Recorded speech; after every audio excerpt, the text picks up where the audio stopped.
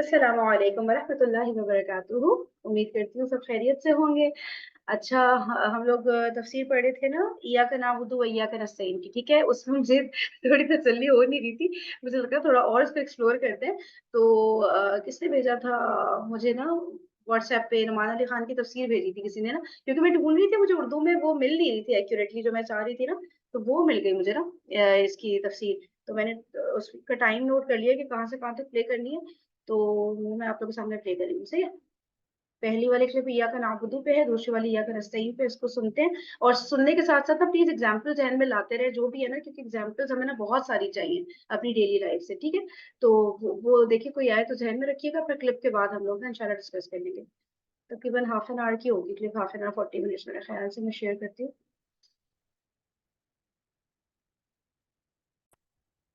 کیا ہو گیا کلپ؟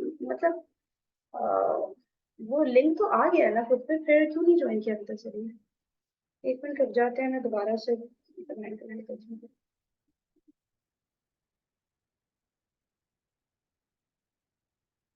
پتا نہیں کیا ہوا. تھوڑا سا نا ویٹ کر لیتے ہیں، مس نہ ہو ایک دم سے. سب نہیں ہے، یہ کیسے ہوا؟ کرن جب تک آپ وہ کل کو ایگزامپل دینی تھی میرا خیال سے نا، اگر آپ وہ ابھی دینا چاہیں تو. یا وہ فلو میں آ جاتی ہے چیز پھر رہ جاتی ہے اگر بریک آ جائے. جی السلام علیکم. وہ وعلیکم اگزامپل السلام. یہی تھی کہ آپ کہہ رہی تھی نا، اس میں جمع کا صیغہ آیا اور پھر اس سے ریلیٹڈ بات ہو رہی تھی کہ وہ جماعت کی اہمیت کے بارے میں بات کر رہی تھی کہ اکیلے نہیں چلنا، مطلب تمام اور لوگوں کو بھی دعوت دینی ہے. اس سے ریلیٹڈ بات تھی نا. تو اس سے ریلیٹڈ بس اگزامپل میرے ذہن میں ایک آئی تھی کہ بنی اسرائیل میں ایک شخص تھا نا جو بہت عبادت گزار تھا. تو جب اللہ تعالیٰ نے اس وہاں پر ایک اور مطلب عذاب کا ارادہ کیا نا نافرمانیوں کی وجہ سے، تو حضرت جبرائیل علیہ السلام کو جب غالباً حکم دیا تھا کہ آپ جو ہے وہ اس بستی کو الٹ دیں، تو انہوں نے کہا تھا کہ یہاں پر ایک شخص ایسا بھی ہے جس نے پلک جھپکنے کے برابر بھی آپ کی کبھی نافرمانی نہیں کی، یعنی اتنی ایک لمحے کے برابر بھی غافل نہیں ہوا. تو تب اگر عذاب آیا، عمومی عذاب، تو اس پہ بھی آئے گا پھر. تو اللہ تعالیٰ نے کہا کہ اس شخص کو نیچے رکھو، پوری بستی کو اس پہ لڑو. تو انہوں نے کہا اللہ تعالیٰ ایسا کیوں؟ تو اللہ تعالیٰ نے فرمایا کہ اس لیے کیونکہ اس اس کا اس کا چہرہ کبھی میری غیرت میں سرخ نہیں ہوا. یعنی اس بات کا مفہوم یہ ہے کہ یہ گناہ کرتے ہوئے دیکھتا تھا تو اس کو کبھی پریشانی نہیں ہوتی تھی، خالی اپنی عبادت میں مصروف رہتا تھا. وہ والی بات آ گئی نا، وہ نہیں یعنی منکر والی کام نہیں اس نے کبھی کیا. اس کو کبھی یہ چیز بادر ہی نہیں کی. یہ کہتا، یہ اس کے ذہن میں بس یہی بات تھی کہ یہ لوگ نہیں مانیں گے، میں کیا فائدہ ان کو کہنے کا. تو یہ ہمیشہ صرف اپنے ہی بارے میں سوچتا رہا، صرف اپنی عبادت، اپنی ایک دنیا تھی اس کی. یعنی کہ ایسی عبادت بھی ایسی تھی جس میں وہ غافل بھی کبھی نہیں ہوا اللہ سے. لیکن اس نے لوگوں کو تلقین نہیں دی، صرف اپنی مطلب فکر میں لگا رہا. تو اس وجہ سے اس کو نیچے رکھو، پوری بستی کو اس پر لڑ دو. یعنی سب سے زیادہ شدید عذاب ہی اس پہ تھا. صحیح بات ہے. ہاں، اچھے آپ میں یہ حدیث رونگٹے کھڑے کر دیتی. صحیح کہہ رہے ہو بالکل. چلے ہم لوگ ایسا کرتے اسٹارٹ کر لیتے ہیں. ٹھیک ہے. یہ سمجھ میں آ گئی. تو یہ چیز، یہ بھی باریک سا تناسب ہے کہ رب کے ساتھ العالمین اور مالک کے ساتھ یوم الدین. سبحان اللہ. اچھا، اب آگے میں نے آخری بات آپ سے رات کی تھی اور کل کی تھی دوپہر کو، کہ اب ان تمام باتوں کا جو اللہ تعالیٰ نے ان 3 آیات میں کہی ہیں، الحمدللہ رب العالمین الرحمن الرحیم مالک یوم الدین، اب اس کا ایک نتیجہ نکلنا چاہیے. اور قرآن اس پہلی صورت میں نہ صرف اللہ تعالیٰ اپنا تعارف کرا رہا ہے، ان 3 آیات میں تو اللہ تعالیٰ نے اپنا تعارف کرا دیا، لیکن اس پورے قرآن کا جو مقصد ہے نا، اس سے بھی ہمارا تعارف ہو رہا ہے. قرآن کی ہر صورت میں بہت زیادہ ہدایات ہیں، لیکن فاتحہ میں پورے قرآن کی ہدایات کا خلاصہ ہے. اور اس خلاصے میں سے ایک اہم بات یہ ہے کہ انسان کو خود فیصلہ کرنا ہے کہ وہ اللہ تعالیٰ کا بندہ بنے، یعنی شعوری طور پہ، اور خود مختار ہو کے خود یہ فیصلہ کرے. اس پہ یہ فیصلہ کسی کی طرف سے مسلط نہیں کیا جا سکتا. لا اکراہ فی الدین. دین کے معاملے میں آپ کسی پہ زبردستی نہیں کر سکتے، جبر نہیں کر سکتے، فورس نہیں کر سکتے. آپ جتنا بھی بچے کو فرض کریں تربیت کر لو، نماز پڑھو نماز پڑھو نماز پڑھو نماز پڑھو، ایک ابھی اس پر نماز واجب نہیں ہے، اس کی عمر نہیں ہوئی، ایک دفعہ اس کی عمر ہو جائے اور پھر وہ آپ کے ڈانٹنے ڈپٹنے سے نماز پڑھے، تو اس کی نیت کیا تھی؟ نیت کرتا ہوں 4 رکعت نماز امی کی وجہ سے، اللہ اکبر، یہی نیت تھی نا؟ ہمارے دین نے کیا سکھایا ہے؟ اعمال کی بنیاد، اعمال کا دار و مدار کس چیز پر ہے؟ اگر آپ کسی کو فورس کر رہے ہو تو اس کی نیت اللہ کی تھوڑی رہی، نیت تو آپ تھے نا، نیت تو کسی کا پریشر تھا. تو شروع سے ہی اللہ تعالیٰ نے کیا کہا ہے، یہاں تک کہ اللہ کیونکہ وہ رب ہے، وہ فورس کر سکتا ہے، وہ زبردستی بھی کرا سکتا ہے. پولیس والا آپ سے گاڑی روڈ پہ زبردستی کرا سکتا ہے، آپ کو کہتا ہے کہ رک جاؤ تو آپ کو رکنا پڑے گا، آپ کو اشارہ کرے گا رکو گاڑی، آپ کو روکنی پڑے گی، سلو کرنے کو کہے گا سلو کرنی پڑے گی. اللہ تعالیٰ بھی اسی طرح آپ کو رکوا سکتا ہے، اور اگر نہیں رکو گے تو اس کے ساتھ کانسیکوینسز ہوں گے، اس کا کوئی نہ کوئی نتیجہ اسی وقت آپ کو اس کا سامنا کرنا پڑے گا. لیکن اللہ تعالیٰ نے اس نظام میں، اس دنیا کے نظام میں ایک آزادی دی ہے، اور اس آزادی سے انسان خود اپنی آزادی سے کہے ایاک نعبد، اسی لیے کہا اعبدوا نہیں کہا. اعبدوا کہا ہوتا اچھا آپ عبادت کرو، وہ حکم ہوتا ہے اللہ تعالیٰ کی طرف سے، لیکن ہم نے الفاظ استعمال کیے ہیں ایاک نعبد. اللہ تعالیٰ نے اب ہمارے الفاظ کو قرآن کا حصہ بنا دیا، ہم تیری عبادت کرتے ہیں. یہ بھی ایک عجیب بات ہوئی. پہلے الفاظ اللہ تعالیٰ کی طرف سے ہیں، الحمدللہ رب العالمین الرحمن الرحیم مالک یوم الدین. اس آیت میں اللہ تعالیٰ کی طرف سے آیت تو ہے، لیکن الفاظ کس کے ہوئے؟ اگر ہم کہیں ہم تیری ہی عبادت کرتے ہیں تو کس کے الفاظ ہوئے؟ ہمارے الفاظ ہوئے. قرآن کا ایک بنیادی مقصد کیا ہے؟ اللہ تعالیٰ اور ہمارے درمیان ایک بات ہو رہی ہے، ایک مکالمہ ہو رہا ہے، اور اب ہمیں اس مکالمے کی شروعات ہو گئی ہے. اللہ تعالیٰ کچھ کہتے ہیں پھر ہم کچھ کہتے ہیں، اللہ تعالیٰ کچھ کہتے ہیں پھر ہم کچھ کہتے ہیں. جس طرح آپ کسی کی بات سنتے ہو اور آپ بات سننے کے بعد آپ کا رد عمل ہوتا ہے نا، پھر آپ اس کا جواب دیتے ہو، آپ کے ذہن میں کوئی بات آتی ہے تو آپ کہتے ہو. اللہ تعالیٰ اب ہمیں سکھا رہے ہیں جب اللہ تعالیٰ کوئی بات کرتے ہیں تو آپ کے ذہن میں، آپ کے دل میں کوئی بات آنی چاہیے اور وہ آپ کے منہ سے نکلے گی. تو جو بات نیچرلی منہ سے نکلے گی اس فاتحہ کے اندر وہ کیا ہے؟ ایاک نعبد. اچھا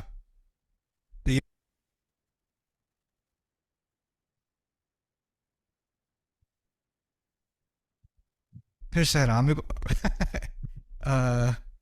یہ اچھا بڑا زبردست ریلیجن ہے، اس کو آپ فالو کریں، آپ کی ساری مشکلیں حل ہو جائیں گی. اچھا یعقوب علیہ السلام کی طرح ان کے ساتھ کیا ہوا تھا؟ اولاد چھین لی گئی، سالوں سال روتے رہے ہیں، وہ بھی اللہ کے نبی.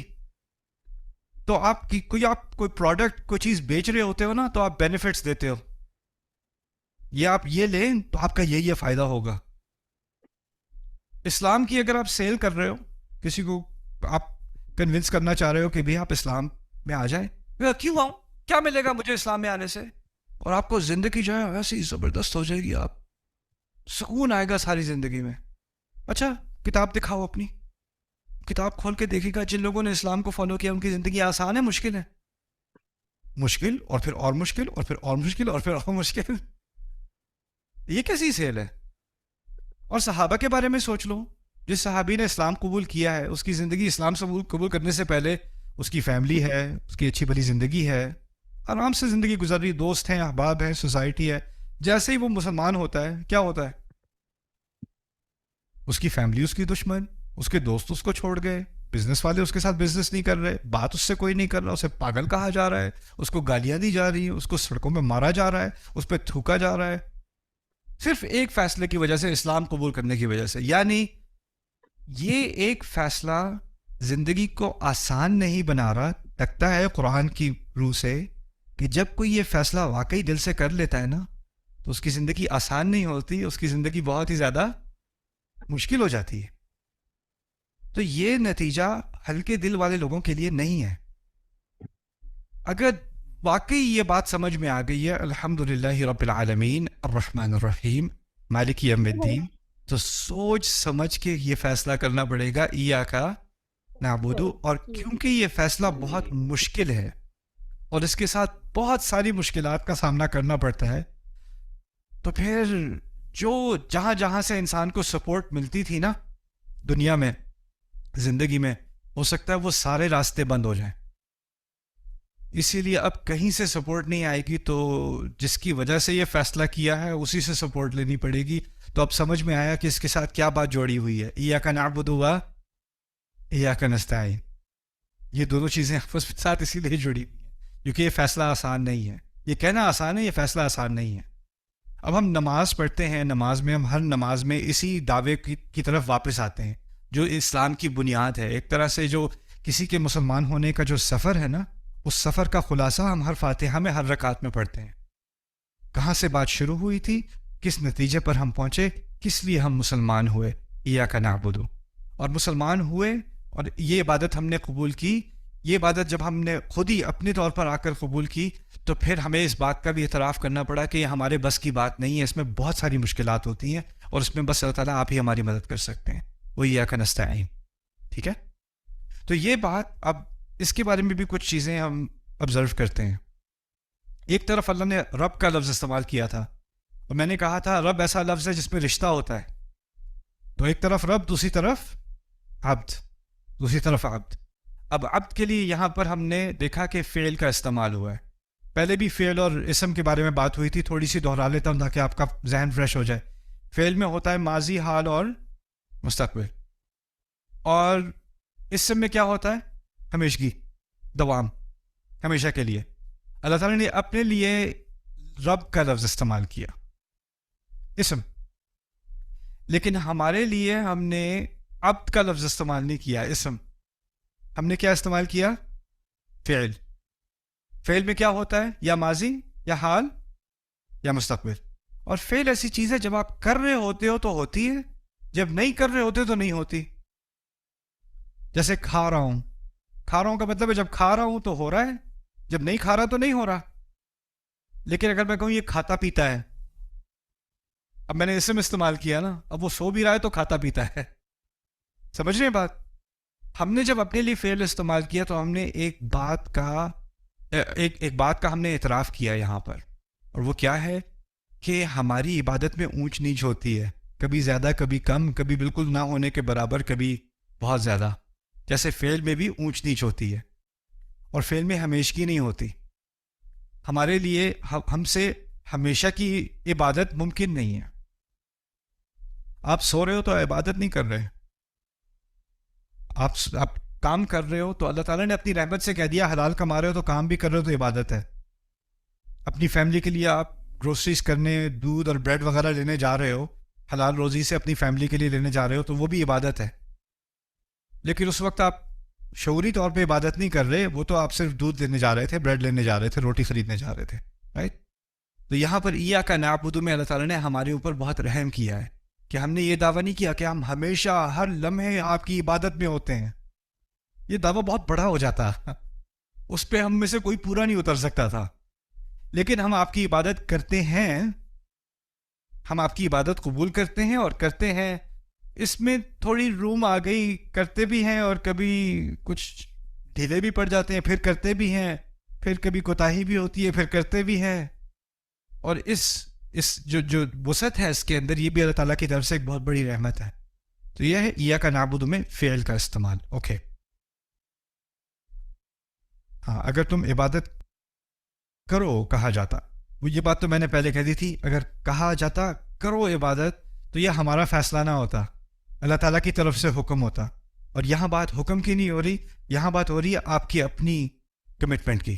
اب یہاں ہم خالصتاً تیرے بندے ہیں، اگر یہ کہا ہوتا، یعنی اگر کہا ہوتا نحن عباد لک خاصہ، ہم تیرے بندے ہیں خاص، صرف نحن عباد لک خاصہ، تو یہ دعویٰ بہت بڑا ہو جاتا، کیونکہ اس کا مطلب ہے میری زبان سے کبھی کوئی ایسا لفظ نہ نکلتا جو آپ کی عبادت کے سائے میں نہ ہو. میرے قدم کبھی کسی طرف نہ چلتے جو آپ کی عبادت کے تحت نہ ہو. میرے ہاتھوں سے کبھی کچھ نہ ہوتا، میری آنکھوں سے کبھی کچھ نہ ہوتا جو عبادت کا تقاضا نہ پورا کر رہے ہوں، کیونکہ میں ہر لمحے کیا ہوں؟ عبد ہوں. یہ تو میرے لیے ممکن ہے نہیں، یہ تو ممکن نہیں ہے. تو ایاک نعبد. اچھا اب ایاک نستعین کی طرف. Subscribe now to the Bayyinah YouTube channel to watch the rest of this series.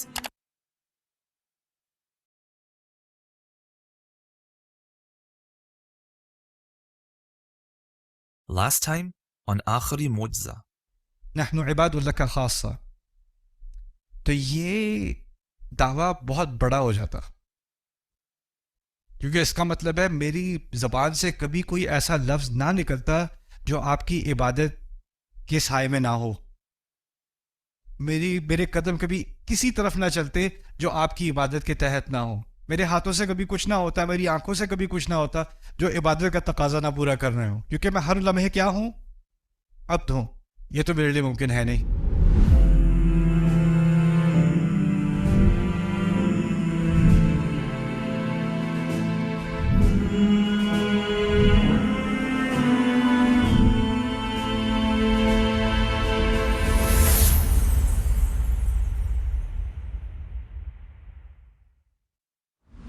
اچھا اب ایاک نستعین کی طرف آتے ہیں. میں نے آپ کو ہر سیشن کے ساتھ کچھ چیزیں سمجھائی ہیں کہ الفاظ کے کچھ خاص معنی ہوتے ہیں. ابھی نستعین اصل میں لفظ ہے اعون سے, اعون, عین واو اور نون, اس کی اصل ہے عین واو اور نون, اعون. اور یہ عربی میں بہت سارے الفاظ ہیں مدد کے لیے, ان میں سے ایک لفظ ہے. اوکے مدد کے لیے مد یمد بھی آتا ہے, نصر ینصر بھی آتا ہے, ساعد یساعد بھی آتا ہے, اور بھی الفاظ آتے ہیں. مدد کے لیے کافی سارے الفاظ استعمال ہوتے ہیں, لیکن ہر لفظ کا ایک خاص رنگ ہوتا ہے. تو اعون میں کیا خصوصیت ہے پہلے یہ سمجھ لیں, پھر نستعین صحیح طرح سے سمجھ میں آئے گا. اعون میں ہوتا ایسا ہے کہ جیسے فرض کریں, میں مثال دیتا ہوں, آپ گاڑی چلا رہے ہیں, آپ کا ٹائر جو ہے وہ پنکچر ہو گیا, تو آپ کو سائڈ پہ گاڑی کھڑی کرنی پڑی. اب آپ کی گاڑی کے پیچھے ڈگی میں جیک ہے, آپ اس کو گاڑی کو اٹھا رہے ہو اسپیئر ٹائر لگانے کے لیے نا, لیکن آپ میں اتنی توانائی نہیں ہے, اتنی قوت نہیں ہے کہ آپ اس کو پوری طرح سے اٹھا سکو. تو آپ تھوڑی دیر تک تو اٹھا سکے, لیکن پھر وہ بہت بھاری ہو گیا اور آپ سے اٹھایا نہیں گیا. تو راستے سے کوئی گزر رہا تھا, آپ نے کہا بھائی آپ ذرا میری مدد کر دیں گے تھوڑی سی, اس سے زیادہ مجھ سے ہو نہیں رہا. تو اس نے پھر آپ کی تھوڑی سی مدد کی, اور پھر وہ اٹھ گیا, پھر آپ نے ٹائر چینج کر لیا. چلو جی, ایک مثال ہو گئی. ایک اور مثال ہے, آپ کا ٹائر جو ہے وہ پنکچر ہوا, آپ نے سائڈ پہ گاڑی کھڑی کی, آپ گاڑی میں ہی بیٹھے ہوئے ہو, کھڑکی آپ نے نیچے کی, کوئی گزر رہا تھا, یار ذرا یہ میرا فیوریٹ گانا لگا ہوا ہے, میں سن لوں, تم ذرا ٹائر چینج کر دو گے میرا, یہ تو آپ نے مدد, دونوں سینیریو میں آپ نے مدد مانگی ہے, لیکن ایک سینیریو میں اور دوسرے سینیریو میں فرق ہے. ایک سینیریو میں آپ نے اپنی پہلے پوری کوشش کی جہاں تک کر سکتے تھے, اور جہاں آپ اپنی لمٹ تک پہنچ گئے, اپنی انتہا تک پہنچ گئے, اس انتہا پہ پہنچنے کے بعد پھر آپ نے مدد مانگی. اور دوسری صورتحال میں کیا ہوا, آپ نے کیا اپنی پوری کوشش پہلے کی نہ, بس مدد مانگ لی, اور پھر بیٹھے, یار کوئی مدد نہیں کر رہا, کوئی میری مدد ہی نہیں کرتا, میں بیٹھا کب سے مدد مانگ رہا ہوں, مدد آئی نہیں رہی. جب انسان اپنی طرف سے پوری کوشش کر لے اور پھر اس کی اپنی پوری کوشش کافی نہ ہو, اور اس کی کافی نہ ہونے کی وجہ سے اب وہ مزید مدد مانگے, اس کو کہا جاتا ہے استعانہ عون سے. تو ہم کہتے ہیں اعانک اللہ, دعا ہے عربی میں اعانک اللہ, اللہ تعالیٰ آپ کو عون دے اپنی. اس کا مطلب کیا ہے, آپ بڑی کوششیں کر رہے ہیں, لیکن آپ کی کوششوں کی ایک حد ہے, اس حد سے آگے آپ انسان ہونے کے ناطے نہیں جا سکتے, اس کے مزید اللہ تعالیٰ آپ کی مدد کرے. اور یہ اللہ تعالیٰ کا ایک قاعدہ ہے, وہ کیا ہے, اللہ کسی کی مدد نہیں کرتا جو پہلے اپنی پوری کوشش نہ کر لے. ابراہیم علیہ السلام نے دعوت دی, ان کی دعوت کی بہت مخالفت کی گئی, اس مخالفت کے جواب میں ان کو آگ میں پھینکا جانا تھا, اور اس تمام شدت کو برداشت کرنے کے دوران اللہ تعالیٰ نے پہلے سے نہیں بتا دیا آگ ٹھنڈی ہوگی فکر ہی نہ کرو. پہلے اپنی طرف سے انتہائی صبر انہوں نے خود کیا ہے, اور جب پھینکے گئے ہیں اس کے بعد حکم کیا آیا ہے, یا نارو کونی بردن و سلامن علی ابراہیم, آگ ٹھنڈی ہو جا. اللہ ایسا بھی کر سکتا تھا کہ آگ جلتی ہی نہ, شروع سے وہ جلانے کی کوشش کریں, جلے ہی نہ, ایسا بھی ہو سکتا تھا, وہ نہیں کیا. موسیٰ علیہ السلام کے قصے میں لاٹھی کیا بن جاتی تھی, سانپ بن جاتی تھی. میں کہتا ہوں اگر سانپ بنی جاتی تھی اور اتنا ڈراؤنا سانپ تھا، اور وہ فرعون کے محل کے اندر موجود تھا، اور لاٹھی پھینکی اور سانپ بن گیا ہے. وہ مسئلہ ہی کیا تھا؟ سانپ نے تھوڑا سا اوپر چڑھ کے ایک ہی دفعہ تو ڈسنا تھا. سارا مسئلہ حل، فرعونیت کا سارا مسئلہ حل، حکومت گر جاتی، موسیٰ علیہ السلام مصیبت حکمران بن جاتے، ساری کہانی ختم. وہ ادھر ادھر سانپ جو ہے وہ حیۃ تسعیٰ ادھر ادھر گھوم رہا ہے، لیکن کچھ کر نہیں رہا وہ سانپ. اور پھر اس کو دوبارہ سوٹی بنا دیا. میں نے کہا میرے پاس سانپ ہوتا تو میں تو پہلے اس کے منہ پہ پھینکتا فرعون کے. مسئلہ حل کرو پہلے. سانپ کا فائدہ کیا، ڈسے گا نہیں تو، رائٹ؟ لیکن اگر ایسا ہوتا تو کیا موسیٰ علیہ السلام کی انتہائی کوشش کا پہلے امتحان دیا جاتا کہ نہیں؟ پہلے انتہائی کوشش پھر اللہ کی مدد آتی ہے. پہلے انتہائی کوشش پھر اللہ کی مدد. صحابہ بدر میں گئے ہیں، ہماری سیرت نبی کی سیرت میں صلی اللہ علیہ وسلم صحابہ بدر تک پہنچے ہیں. آپ کو پتہ ہے بدر کا حوالہ قرآن نے 2 مرتبہ دیا ہے، اور دونوں مرتبہ بتایا ہے کہ فرشتوں کی طرف سے اللہ تعالیٰ نے فرشتوں کی مدد بھیجی تھی بدر میں. وَلَقَدْ نَصَرَكُمُ اللَّهُ بِبَدْرٍ وَأَنْتُمْ أَذِلَّةٌ. اللہ نے تمہاری بدر میں مدد کی تھی اور تم کمزور تھے. جو فرشتے ہیں، ایسا بھی ہو سکتا تھا کہ صحابہ ابھی میدان جنگ میں پہنچے بھی نہیں اور فرشتے سارا معاملہ ختم کر کے بیٹھے ہوئے، کیونکہ اللہ نے مدد بھیج دی. لیکن پہلے کیا کیا؟ بار بار قصہ سنتے ہیں، 313 تھے، اتنی سی ہمارے پاس جو ہے وہ تلواریں تھیں، 2-3 گھوڑے تھے، کچھ یہ چیز یہ سامان نہیں تھا، اور ان کی 1000 فوج تھی. اللہ تعالیٰ نے 2-3 ہزار فرشتے بھیجے تھے. اور پھر یہ بھی کہہ دیا تھا یمددکم ربکم بخمسۃ من الملائکۃ مسومین، 50,000 من الملائکۃ مسومین. 5000 بھیج دے، اس کے لیے کیا ہے؟ 1000 کے مقابلے میں 5000 بھیج دے. احد میں 3000 سے کیا 5000 بھیج دے. لیکن اللہ تعالیٰ نے پہلے سے مدد نہیں کی. پہلے کیا دیکھنا ہوتا ہے؟ انسان کی بھرپور کوشش. یہ جو دعویٰ کیا ہے نا، یہ وہ جس کو کہتے ہیں نا چھوٹے منہ بڑی بات، یہ کہلوا دی اللہ تعالیٰ نے. اللہ تعالیٰ ہم آپ سے اس وقت مدد مانگ رہے ہیں جب ہم اپنی پوری کوشش کر چکے ہیں. یہ بات کہی جا رہی ہے. ہم تیری ہی عبادت کرتے ہیں اور تیری عبادت کرنے میں بڑی کوشش کرتے ہیں، اور جب اپنی کوشش کی حد تک پہنچ جاتے ہیں اور پھر اس بات کا احساس ہوتا ہے کہ اس سے آگے ہم خود کر نہیں سک رہے، تب ہم آپ کی مدد مانگتے ہیں. یہ کیا نستعین. اب آپ اس چیز کو کمپیئر کریں، اس کا تقابل کریں. ہمارا جو رویہ ہے اسلام میں آج ہماری قوم کا، اللہ تعالیٰ سے مدد مانگنے کا جو رویہ ہے، جو آپ عام طور پہ دیکھتے ہو اپنے اندر، اپنے دوست احباب کے اندر، فیملیز کے اندر، کلچر کے اندر، کیا دیکھتے ہو؟ بس جی اللہ کی مدد آئی نہیں رہی، کیا کر سکتے ہیں؟ دیکھیں جی بس اللہ نے یہی لکھا ہوا تھا، کیا ہو سکتا ہے؟ ہاتھ پہ ہاتھ پہ رکھ کے مدد کا انتظار ہو رہا ہے. یہی بات ہوتی ہے نا. وہ پرانا قصہ ہے، کرسچنز بہت یوز کرتے ہیں، لیکن بات صحیح ہے. وہ کہتے ہیں ایک سیلاب آ رہا تھا، تو سب شہر سے نکل رہے تھے کیونکہ اعلان آ گیا تھا کہ سیلاب آ رہا ہے. ایک صاحب نے کہا نہیں، میرا رب میرے لیے کافی ہے، تم لوگ جاؤ، میں اپنے رب سے مدد مانگوں گا. سارے نکل گئے، ایک بندہ رہ گیا گاؤں میں. سیلاب آ رہا ہے، پانی بڑھتا چلا گیا. تو ایک بندہ کشتی سے گزر رہا تھا، اس کی چھوٹی سی اس نے کشتی خود ہی پٹھوں سے بنائی اس نے، اور بنا کے کہتا ہے بھائی آ جاؤ میرے پاس ایک اور کی جگہ ہے. نہیں میرا رب مجھے میری مدد کرے گا، مجھے تمہاری کوئی ضرورت نہیں. اب پانی اوپر تک چلا گیا تو وہ اب چھت پہ کھڑا ہوا ہے اکیلا، پانی اوپر اٹھ رہا ہے. اوپر سے ہیلی کاپٹر بھی آ گیا، اس نے دیکھ لیا اسے، نے کہا آپ آ جائیں یہ پکڑ لیں. نہیں میرا رب میری مدد کرے گا. بندہ ڈوب گیا، فرشتے پکڑ رہے ہیں. وہ کہتے ہیں میرے رب نے میری مدد نہیں کی. تو فرشتے کہتے ہیں گدھے، ہم نے پہلے پورے گاؤں سے بلوایا، پھر ہم نے یہ بندہ بھیجا، پھر اس کے بعد ہیلی کاپٹر بھیجا. بات کیا کہی جا رہی ہے اس لطیفے میں؟ وہ یہ ہے کہ ہمیں مدد قبول کرنی پڑتی ہے جب اللہ تعالیٰ کی طرف سے آتی ہے. اپنی کوشش بھی کرنی پڑتی ہے. ہم صرف یہی نہیں کہہ سکتے بس اللہ کی طرف سے مدد آئے گی تو دیکھا جائے گا. جب تک وہ نہیں آئے گی اب کچھ بھی نہیں ہو سکتا. اور یہ کبھی کبھی ہم اس ایکسٹریم پہ چلے جاتے ہیں نا، کیونکہ بات تو ٹھیک ہے، القادر فی الحقیقہ لیس وراک قادر فی الحقیقہ الا اللہ. اصل میں قدرت صرف اللہ کی ہے. میں یہاں کھڑا چل رہا ہوں لیکن میرے چلنے کی صلاحیت اللہ تعالیٰ کی طرف سے ہی آ رہی ہے.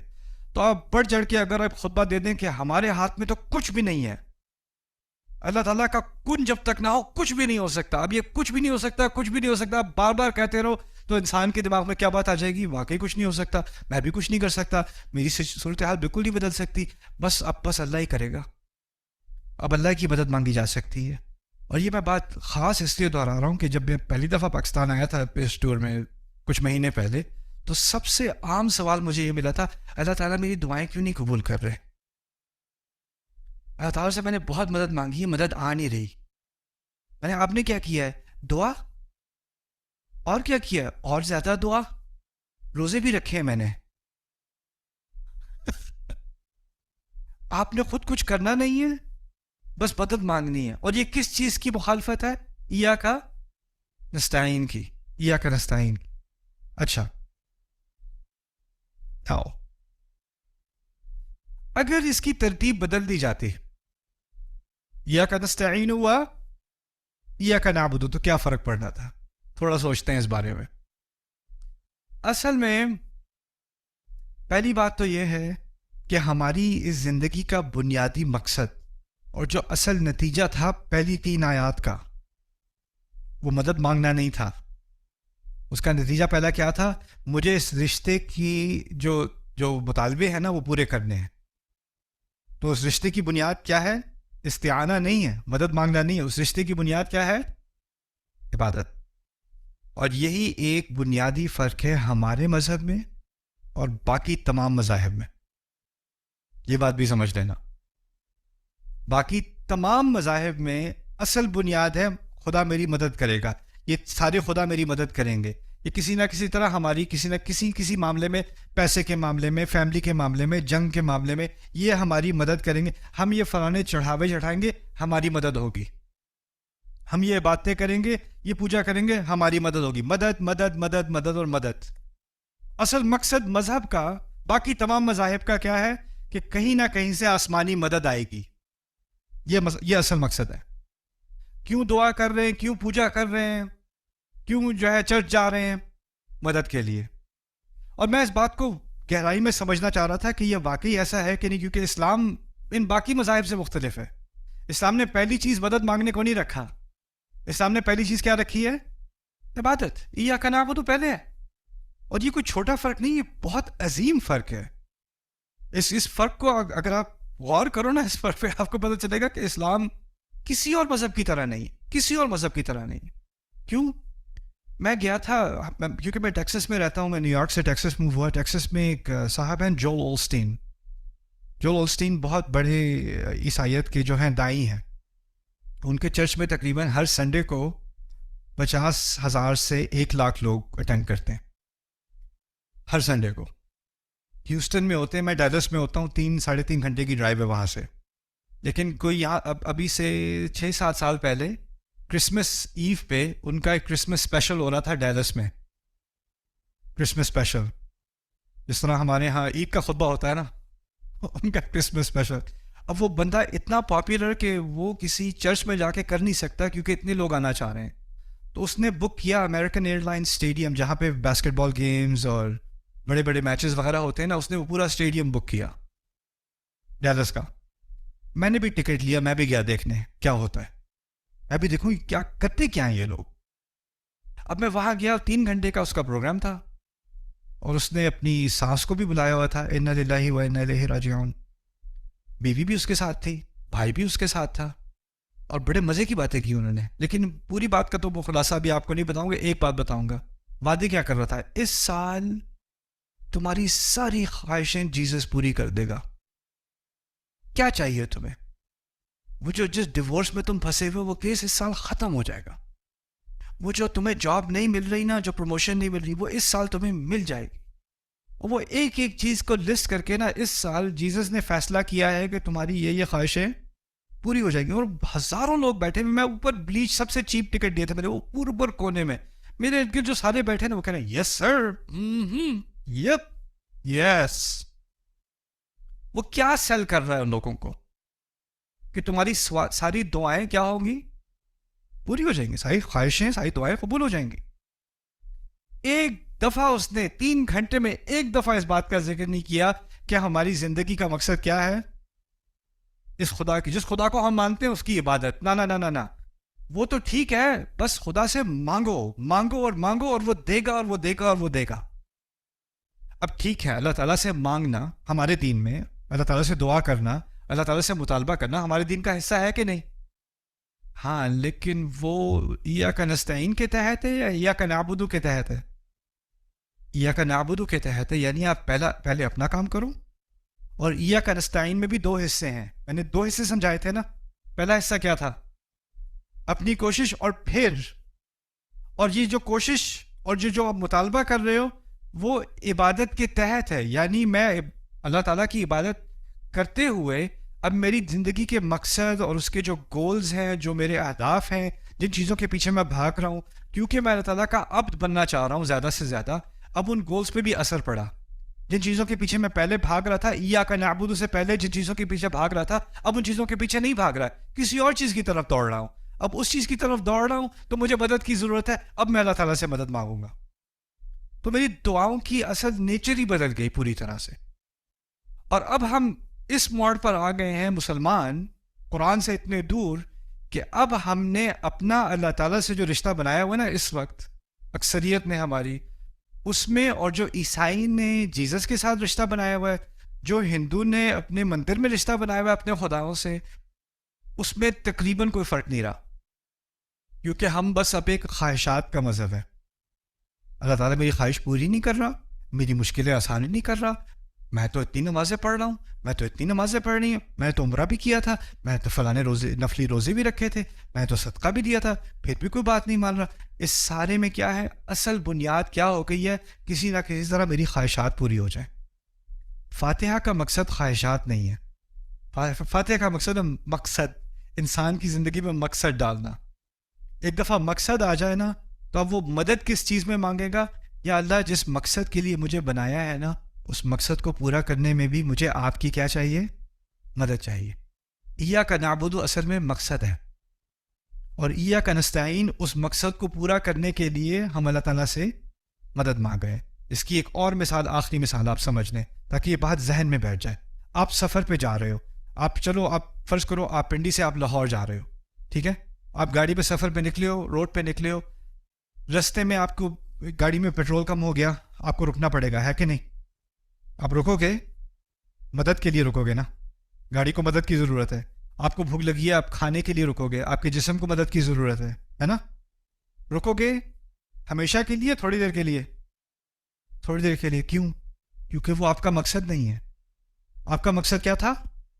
لاہور۔ تو آپ کو یہاں رک کے تھوڑی مدد لے کے پھر آگے چلنا ہے، اور رکنے کا بھی ایک مقصد تھا تاکہ باقی سفر پورا ہو سکے۔ سمجھ میں آ رہی ہے بات؟ ہم نے کیا کیا ہے، وہ جو سٹاپس آتے ہیں نا زندگی میں، وہی مقصد بن گئے ہیں۔ یا اللہ اور کھلا دے، اور کھلا دے، اور پیٹرول ڈال دے، اور پیٹرول ڈال دے۔ کس لیے ڈال دوں؟ بس پیٹرول بڑا اچھا لگتا ہے مجھے۔ ادھر اب آپ کا مقصد کیا بن گیا؟ اس پیٹرول اسٹیشن سے اگلے پیٹرول اسٹیشن تک جانا، بس۔ اور کبھی کبھی کہنا ہے وہ پرانا پیٹرول اسٹیشن اچھا تھا، وہیں واپس چلتے ہیں، یا اللہ وہاں دوبارہ واپس پہنچا سے۔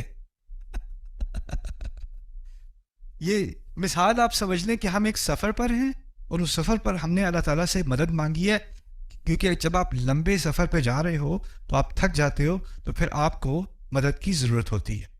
ایاک نعبد و ایاک نستعین۔ اس میں ایک اور بڑی پیاری بات یہ ہے کہ ایاک نعبد اصل میں ہماری کمٹمنٹ ہے اللہ تعالیٰ کے ساتھ، اور ایاک نستعین میں ہماری ضروریات پوری ہو رہی ہیں۔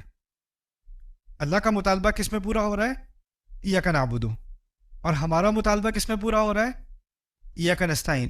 جو چیز اللہ کے لیے ہے وہ پہلے ہونی چاہیے، جو ہمارے لیے ہے وہ بعد میں ہونی چاہیے۔ تو ایاک نعبد پہلے، ایاک نستعین بعد میں۔ ایاک نعبد و ایاک نستعین۔ پھر ایک اور بہت ہی خوبصورت باریک سی چیز اس آیت میں یہ ہے کہ ایاک دو دفعہ ذکر کرنا لازمی نہیں تھا۔ ایاک نعبد و نستعین عربی کے قواعد کے اعتبار سے صحیح ہے۔ اگر آپ کہو ایاک نعبد و نستعین، ہم صرف تیری ہی عبادت کرتے ہیں اور مدد مانگتے ہیں، اس میں کوئی غلط بات نہیں ہے۔ لیکن قرآن نے اپنی حکمت میں ایاک کا دو دفعہ ذکر کیا، اس کو اتناب کہتے ہیں۔ اتناب کہتے ہیں عربی میں جو بات بار بار نہیں کہنے کی ضرورت تھی اس کو 2 دفعہ کہنا یا 2 سے زیادہ مرتبہ بھی کہنا، اتناب، اس اسٹائل کو اتناب کہا جاتا ہے. تو قرآن نے یہاں پر اتناب کا استعمال کیا، ایاک نعبد و ایاک نستعین. اس اتناب کا کیا فائدہ ہوا؟ فائدہ یہ ہوا کہ کچھ معاملات میں ہمیں اللہ تعالیٰ کی عبادت میں ہی مدد چاہیے ہوتی ہے، اور کچھ معاملات ذاتی بھی ہوتے ہیں جس کا عبادت سے تعلق نہیں ہوتا. کبھی ہوتا بھی ہے، بنیادی طور پر عبادت سے تعلق ہوتا ہے، لیکن بہت ساری زندگی میں سچویشنز آتی ہیں جن کا عبادت سے تعلق نہیں ہے، پھر بھی اللہ کی مدد چاہیے. تو اگر کہا ہوتا نا ایاک نعبد و نستعین، تو صرف ایک ہی طرح کے معاملے میں ہم اللہ تعالیٰ کی مدد مانگتے ہیں. کس طرح کے معاملات میں؟ عبادت سے متعلق معاملات میں، صحت سے متعلق معاملات میں نہیں، فیملی سے متعلق معاملات میں نہیں، پیسوں سے متعلق معاملات میں نہیں، اپنی ڈپریشن کے معاملات میں نہیں، اپنی انگزائٹی کے معاملات میں نہیں. لیکن اب ایک جوڑ بھی بن گیا اور ایک علیحدگی بھی ہو گئی، یعنی دونوں اکٹھے بھی ہو سکتے ہیں اور دونوں الگ الگ بھی ہو سکتے ہیں، اور ان دونوں کی گنجائش اللہ تعالیٰ نے ہمیں دے دی. ایاک نعبد و ایاک نستعین. اچھا، Subscribe now to the Bayyinah YouTube channel.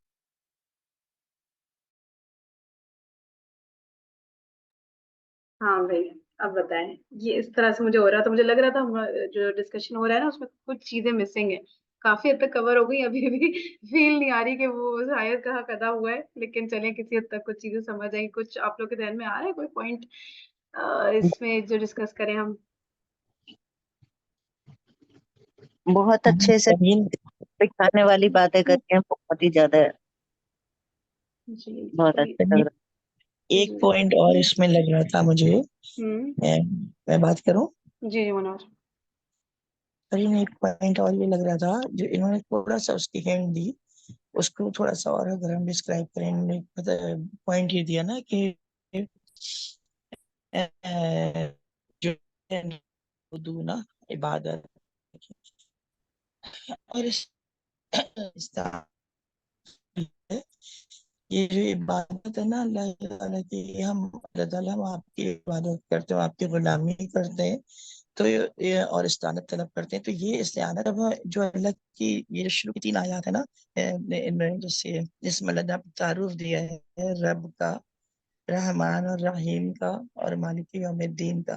تو ان 3 آیات کو نا سامنے رکھتے ہوئے اور اللہ کے ان 3 تعارف کو سامنے رکھتے ہوئے پھر ہم عبادت کا حق ادا کر سکیں گے.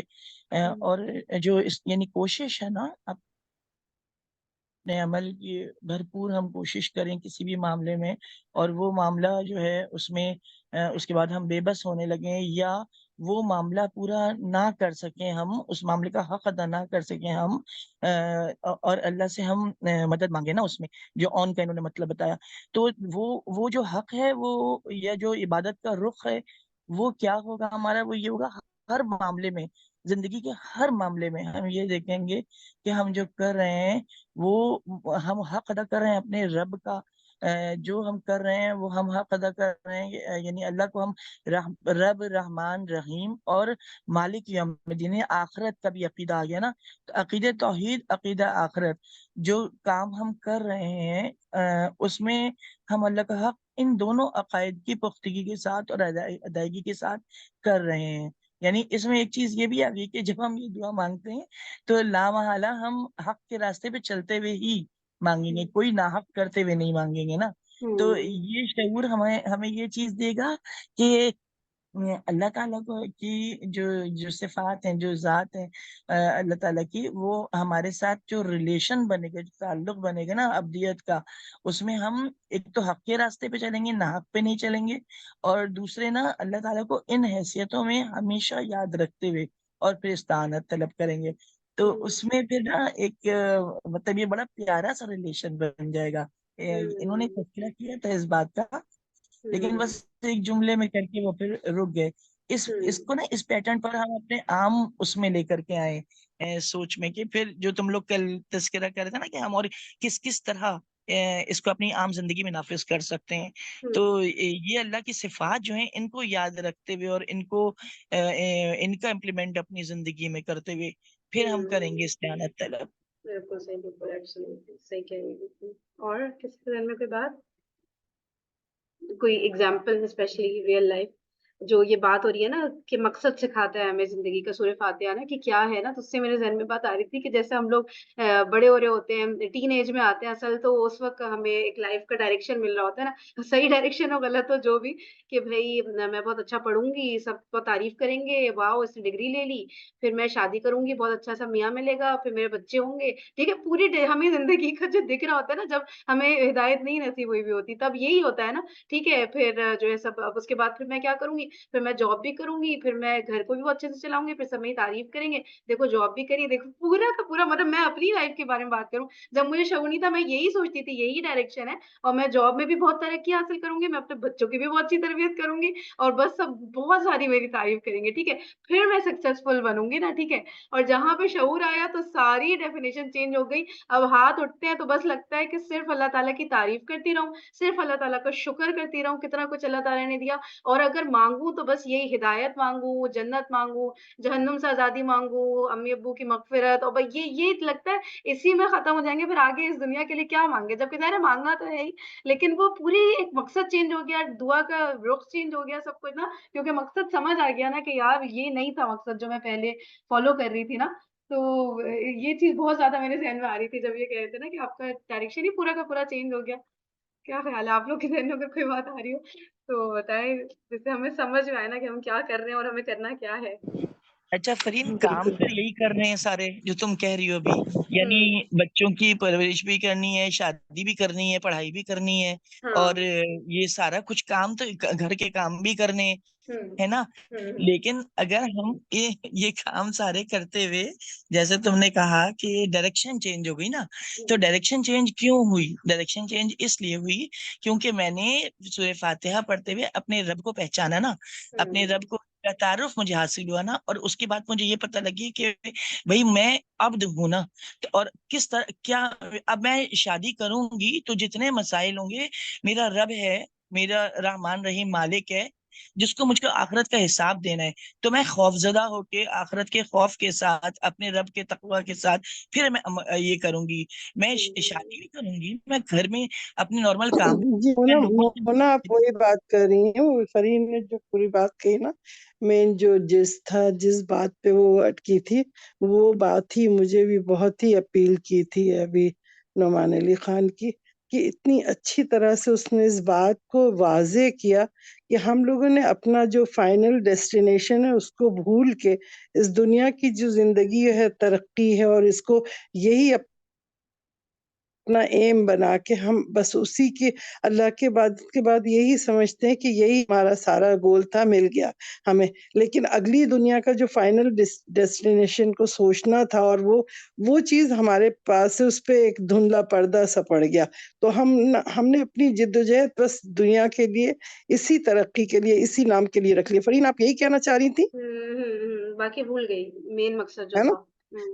मेन मकसद जो था ना हमारी लाइफ का, कि हम इय्याका नअबुदु व इय्याका नस्तईन कर रहे हैं, तो क्या या अल्लाह हम तेरी इबादत कर रहे हैं, तो मेन जो असल गोल था ना, जो फाइनल, वो चीज हम लोग के पास होता ही नहीं है। हर आदमी इस दुनिया की टेम्पररी रौनक और उसमें इतना मशगूल हो जाता है कि अच्छा हमने इबादत की और हमें ये तो सब तो मिल गया, हर चीज तो है हमारे पास, बस ये सोच के मुतमईन और सेटिस्फाइड हो गया है। तो इसलिए वो अपनी जिद्दोजहद को, वो असल इबादत जो अल्लाह की करनी है, अल्लाह की रजा हासिल करने के लिए, जहन्नम से बचने और जन्नत पाने की, उस चीज पे पर्दा पड़ गया है। तो इसलिए हम इसी पे मुतमईन होकर रुक गए। हम इस दुनिया के अंदर ही अपने को मशगूल कर लेते हैं और इसी पे रुक के अटक गए हैं हम ना, और उसको हमें ले जाना है अपनी आखिरत बनाने के लिए, उसको खींच के ले जाना है। असल नमाज जब पढ़े ना, तो जो आखिरत की हमारी वो असल गोल है ना, उसकी तरफ अपने को डाइवर्ट करना है, कि सीखना है कि असल क्या था, हमने क्या गोल पाया है, कि हम क्यों इतना मुतमईन,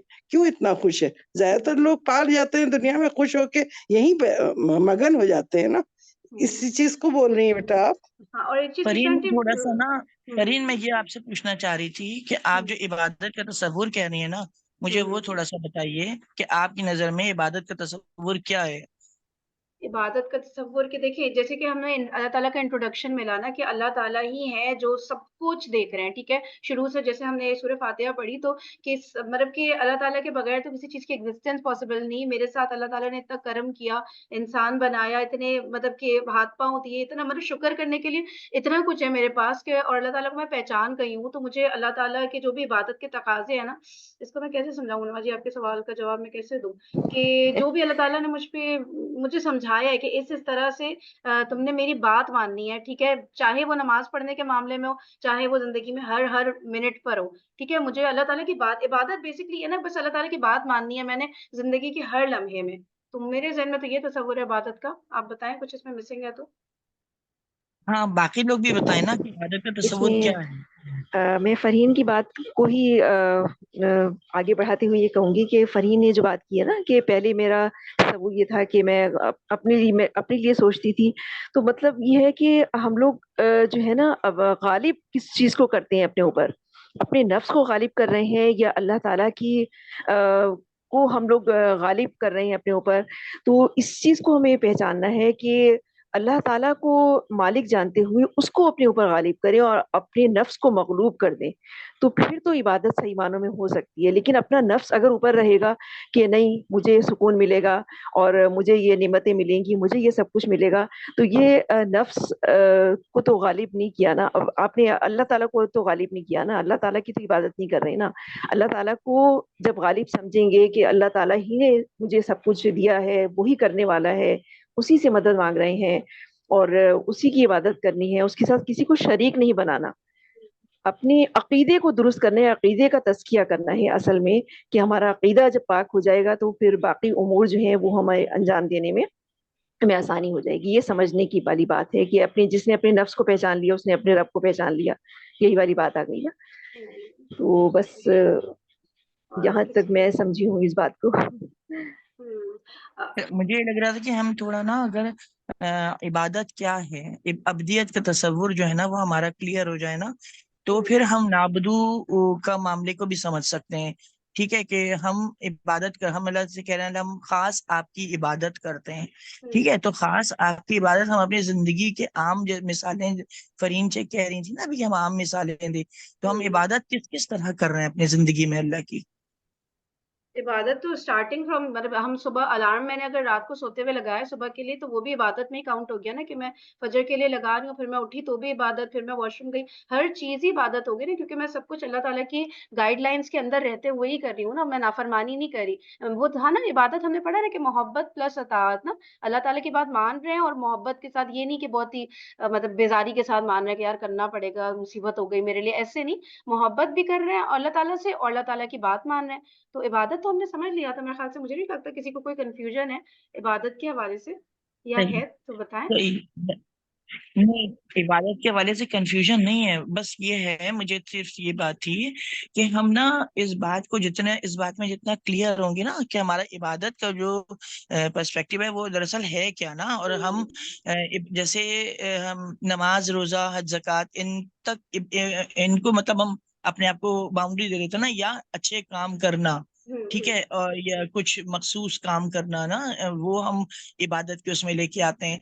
तो क्योंकि अभी तुमने शुरू इस बात से किया था ना फरीन के हमारी शादी हमारा जो घर हमारा सजाना या हमारे बच्चों की परवरिश है हमारी, मैं तो इबादत का तस्वुर तो इतना वसी है कि आप अगर ये सोच करके किसी से की मतलब अच्छी सी मेहमानदारी कर रहे हैं कि मेरा इससे ताल्लुक अच्छा बन जाए और मैं जो हूं ना इसको इसके मुझे अल्लाह की ये बात उस तक पहुंचानी है, ठीक है, तो ये भी अब्दियत है ना, ये भी वो मेहमानदारी आपकी इबादत बन गई।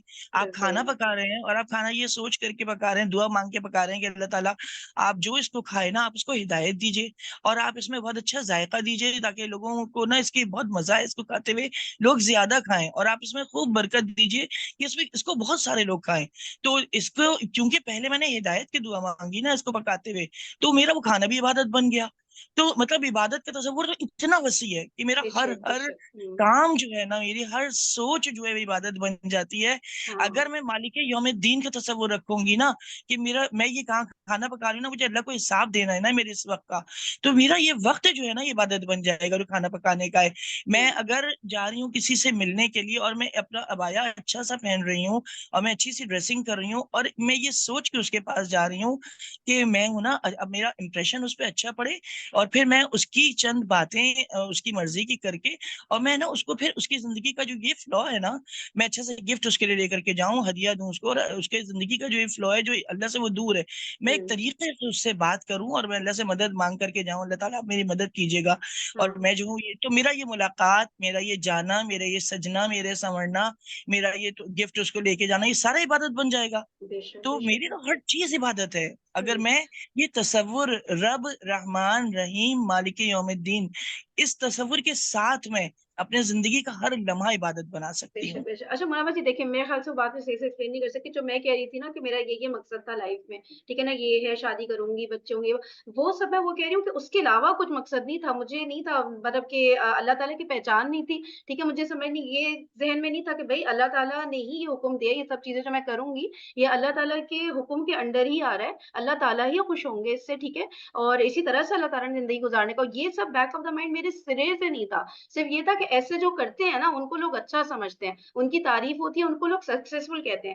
یہ میں کہہ رہی ہوں کہ صرف یہ ڈیفینیشن تھی، اس میں کہیں بھی اللہ تعالیٰ کا کانسیپٹ بیچ میں تھا ہی نہیں. اس پہ میں کہہ رہی تھی، جو میں کہی تھی نا میرا غلط کانسیپٹ تھا، وہ یہ نہیں کہ میں غلط سوچ رہی تھی. ظاہر ہے شادی کرنی ہے، بچے، سب کچھ اپنی جگہ، لیکن اس وقت اللہ تعالیٰ کا کوئی اس میں وہ نہیں، میرے ذہن میں نہیں آتا تھا اس وقت نا کہ میں اللہ تعالیٰ خوش ہوں گے اگر میں کروں گی، ٹھیک ہے، یا میں اللہ تعالیٰ کی بات مان رہی ہوں اگر میں کروں گی. تو میں یہ کہنا چاہ رہی تھی. صحیح ہے، وہ سب بھی عبادت ہے ڈیفینیٹلی. اگر میں ایون شادی بھی کر رہی ہوں اور ساری چیزیں، تو وہ سب عبادت کے اس میں آ گیا نا. ہمارے نبی پاک صلی اللہ علیہ وسلم نے کی تھی اور پسندیدہ چیز ہے، تو عبادت میں اس میں آ گیا. بس میں شاید اس وقت بات پوری کنوے نہیں کر سکی کہ اس کے علاوہ کچھ نہیں میں سوچ رہی تھی.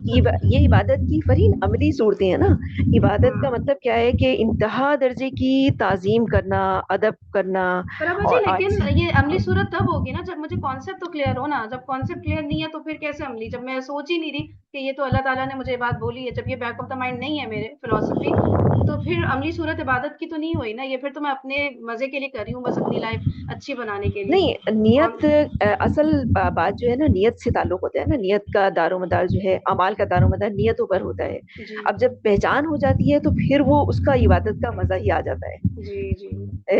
ہم اس میں پڑھتے ہیں نا التحیات، جب پڑھتے ہیں التحیات للہ والصلوات والطیبات، یعنی تمام اللہ تعالیٰ کی یہ تمام بدنی، قولی، مالی عبادتیں اللہ تعالیٰ کے لیے ہی ہیں. سب کچھ ہماری جتنی بھی ہیں، ایک نسبت ہماری جب عبد اور معبود کی جب ایک نسبت ہمیں پتہ چل جاتی ہے نا کہ ہمارے درمیان کیا تعلق ہے، تو نعمان علی صاحب نے جو بات سمجھائی ہے نا، کتنی اچھے طریقے سے سمجھائی ہے انہوں نے، کہ یہ تعلق جو ہمیں مقصد سمجھ میں آ جائے گا نا کہ ایاک نعبد کہ مقصد کیا ہے ہمارا، پھر ایاک نستعین میں اس مقصد کو پورا کرنے کے لیے ہم مدد مانگتے ہیں اللہ تعالیٰ سے. بالکل. اچھا کرن، آپ نے بھی ہمیں جب عبادت کر رہے ہیں، ہم کام کر رہے ہیں، وہ بھی عبادت ہے. جب ہم کام کر رہے ہیں، عبادت کر رہے ہیں، جیسے آپ نے کہا کہ میں سب کچھ کر رہی تھی لیکن کانسیپٹ نہیں تھا، تو مقصد تو میں پورا کر رہی تھی، لیکن اس میں اللہ تعالیٰ سے پھر مدد بھی مانگنی شروع کر دی میں نے کہ اللہ تعالیٰ آپ میری مدد کریں، عبادت میں میری مدد کریں، میری تمام معاملات میں میری مدد کیجیے.